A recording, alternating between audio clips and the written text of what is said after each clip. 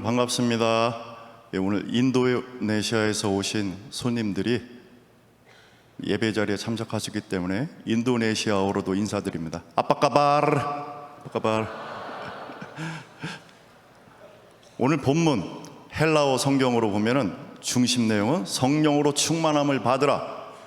그 상태에서 해야 될 것들이 5가지 나옵니다. 화답하라, 노래하라, 찬송하라, 감사하라, 복종하라. 이 시간에는 오늘 본문을 중심으로 우리가 어떤 자세로 찬송해야 되는지 한 10분 정도 짧게 살펴보겠습니다. 첫째, 18절 말씀대로 우리는 성령으로 충만한 가운데 찬양해야 됩니다. 왜냐하면 성령으로 충만한 사람이 하나님 기뻐하시는 참된 찬양을 올려드릴 수 있기 때문입니다. 그런 의미에서 성령은 참된 찬양의 원동력이십니다. 성령 충만은 명령입니다. 하나님 말씀하시죠. 성령으로 충만함을 받으라. 근데 이것은 명령의 말씀이긴 하지만 우리가 주유소에 가서 차에 기름 넣듯이 내 스스로 내 힘으로 내 안에 성령을 채울 수가 없어요. 채움을 받는 것이죠. 채워지는 것이죠. 충만함을 받는 것이죠. 이 말씀은 우리가 구하면 주시겠다고 하는 약속의 말씀이기도 합니다. 성령 충만이 하나님의 뜻이기 때문에 성령 충만을 간구하면 하나님께서 주십니다. 또한 성령 충만은 지속적이어야 됩니다. 예전에 나도 성령으로 충만해서 뜨겁게 찬양했었는데 라고 말할 것이 아니라 오늘도 지금도 성령으로 충만해야 됩니다. 성령 충만한 자가 영감 있는 찬양을 할 수 있습니다. 영감 있는 찬양을 하려면 성령으로 충만해야 됩니다. 뜨거운 찬양을 하려면 성령으로 뜨거워야 됩니다. 제 고향 청주에 한국 도자기 공장이 있어요. 그 도자기 공장에는 큰 화덕이 있습니다. 그런데 도자기를 굽지 않을 때도 화덕에 불을 끄지 않아요. 그래서 어떤 사람이 사장님한테 물었습니다. 돈 낭비 아니에요? 했더니 이 사장님이 하시는 말씀이 껐다가 다시 불 붙이는데 1억 원 넘게 들어요. 그래서 계속 두는 게 오히려 절약하는 겁니다. 그래서 독일에서 10여 년 전에 이 화덕을 수입한 이후로 지금까지 한 번도 끄지 않고 1200도의 온도를 유지한다고 합니다. 성령의 불도 한 번 꺼지면 다시 붙이기 힘듭니다. 여러분 안에 성령의 불은 지금 어떤가요? 하나님은 우리가 성령으로 충만한 가운데 찬양하기를 원하십니다. 두 번째, 19절 말씀대로 시와 찬송과 신령한 노래로 찬양해야 됩니다. 학자들 간에 일치된 견해는 없지만 여기서 시는 구약의 시편을 포함한 구약의 찬송가를 말하고 찬송은 초대교회 당시에 새로 만들어진 주로 예수 그리스도와 관련된 찬송가를 말하고 신령한 노래는 성령의 충만에서 즉흥적으로 흘러나오는 자유롭고 기쁜 정서의 노래라고 저는 해석을 합니다. 초대교회 교인들이 알고 있고 이용할 수 있는 모든 종류의 예배 음악을 망라했다고 볼 수 있습니다. 중요한 것은 이런 다양한 형태의 노래가 실제로 초대교회 당시 불렸다는 것이고 다양한 노래의 사용을 하나님이 명령하신다는 것입니다. 초대교회는 구약성경의 시편을 버리지 않았습니다. 옛날 노래들을 여전히 부르면서도 최근에 새로 만들어진 노래들을 계속 추가해 갔습니다. 이것이 성경의 교훈입니다. 우리에게는 지난 수천 년간 축적된 교회 음악의 보물이 있습니다. 게다가 지금도 계속 새 보물들이 추가되고 있습니다. 오늘 우리가 부른 5곡 다 이 새 보물이라고 말할 수 있어요. 이 풍성하고 귀중한 보물이 우리에게 유산으로 전해졌다고 하는 것은 참으로 감사하고 복된 일입니다. 그런데 새 보물이 좋다고 해서 옛날 보물 깡그리 버려버리는 것 현명하지 못한 행동입니다. 그리고 반면에 옛 보물이 좋다고 해서 그것만으로 만족해서 새 보물을 거부하는 것, 이거 역시 현명하지 못한 행동입니다. 분별력을 갖고 새 것과 옛 것을 교회 음악의 보물 창고에서 꺼내서 회중에게 소개하는 것, 회중과 함께 나누는 것이 우리 목회자와 음악 사역자들에게 필요한 자세입니다. 하나님은 다양성을 중시하십니다. 하나님은 코끼리처럼 큰 동물뿐만 아니라 거미처럼 아주 작은 동물도 만드셨습니다. 여러분, 제 수업을 들은 학생들은 알 텐데 지금까지 발견된 거미의 종류가 몇 종류나 되는지 아세요? 100종류? 1000종류? 금년 9월에 업데이트된 자료를 보니까 52,309종류나 됩니다. 개미 22,000종류, 딱정벌레 100만 종류 이상인 것으로 추정을 하고 있습니다. 하나님은 이렇게 다양한 동식물을 만드시고 이것이 한데 어우러져서 아름답고 조화로운 자연세계를 이루게 하셨습니다. 이처럼 우리 예배 음악도 다양해질 필요가 있습니다.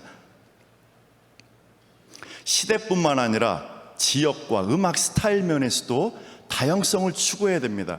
음악을 음식으로 비유하고 우리 목회자들과 음악 사역자들을 셰프로 비유한다면은 회중이 패스트푸드를 좋아한다고 해서 매주 패스트푸드를 제공할 것이 아니라 때로는 한식, 양식, 중식, 인도네시아 나시고랭 같은 음식도 제공해 줌으로써 회중의 입맛이 다양해지도록 해줄 필요가 있습니다. 왜 그런지 아세요? 우리의 찬양의 주인 되시는 하나님은 입맛이 아주 다양하신 분이시기 때문입니다. 하나님은 핸델의 메시아뿐만 아니라 인도네시아 음악도 좋아하십니다. 전통적인 찬송가뿐만 아니라 요즘 나온 CCM도 좋아하십니다. 오르간 소리뿐만 아니라 저 드럼 소리도 좋아하십니다. 하나님은 우리가 다양한 음악으로 찬양하기를 원하십니다. 셋째, 19절 말씀대로 우리는 마음으로 찬양해야 됩니다. 마음이 없이 입술로만 하는 찬양은 헛됩니다. 예수님은 마음이 떠난 유대인들의 예배를 다음과 같이 질책하십니다. 마태복음 15장 8절 9절 이 백성이 입술로는 나를 공경하되 마음은 내게서 멀도다. 사람의 계명으로 교훈을 삼아 가르치니 나를 헛되이 경배하는도다. 헛되이 찬양하는도다. 입으로는 찬양하고 기도하지만 마음이 떠나 있기 때문에 이들의 예배는 하나님께서 받지 않으시는 헛된 예배입니다. 마음으로 하지 않으면 아무리 그 음악이 훌륭해도 하나님 보시기에는 헛된 찬양입니다. 음악 자체가 찬양은 아니기 때문입니다. 성대와 이 입술과 이런 악기를 연주하는 손과 발은 우리 마음의 찬양을 표현하는 도구입니다. 목소리가 좋지 않은 분이 전심으로 찬양했다면 듣는 이에게는 괴로울지라도 하나님께서는 참된 찬양으로, 참된 찬양의 고백으로 기쁘게 받으실 것입니다. 반면에 아무리 훌륭한 목소리로 연주를 잘 했다 하더라도 마음으로 찬양하지 않았다면 훌륭한 연주는 되겠지만 참된 찬양은 아닙니다. 찬양합니다 라는 가사를 노래한다고 다 하나님이 기뻐하시는 참된 찬양은 아닙니다. 오늘 같은 경우 모르는 노래 나와서 입 못 벌리신 분 있죠? 그런 경우 어떻게 마음으로 찬양해요? 몰라도 찬양하세요. 가사를 보고라도 부르시고 외치세요.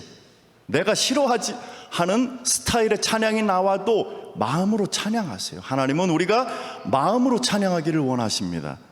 마지막 20절 말씀대로 우리는 감사하며 찬양해야 합니다. 우리 성경 펴놓고 계시죠? 20절 말씀 함께 읽겠습니다. 범사에 우리 주 예수 그리스도의 이름으로 항상 아버지 하나님께 감사하며. 아멘. 찬양할 때 꼭 있어야 하는 것 중에 하나가 바로 감사입니다. 성경을 보시면 감사라는 말과 찬송이라는 말이 나란히 나온 성경 구절이 여러 군데 있습니다. 그런데 하나님이 명령하시는 감사는 조건적이고 일시적인 것이 아니라 범사에 항상 하는 것입니다. 여러분 중에는 지금 경제적으로 힘든 분이 계실 거예요. 큰 문제에 짓눌려 있는 분도 계실 겁니다. 몸이 아픈 분도 계실 거예요. 몇 년 전 우리 채플 설교 시간에 어느 목사님이 여러분 중에 암 걸린 분 안 계시죠? 암에 걸리지 않은 것만으로도 감사하셔야 됩니다. 이 말씀을 2번이나 하셨어요.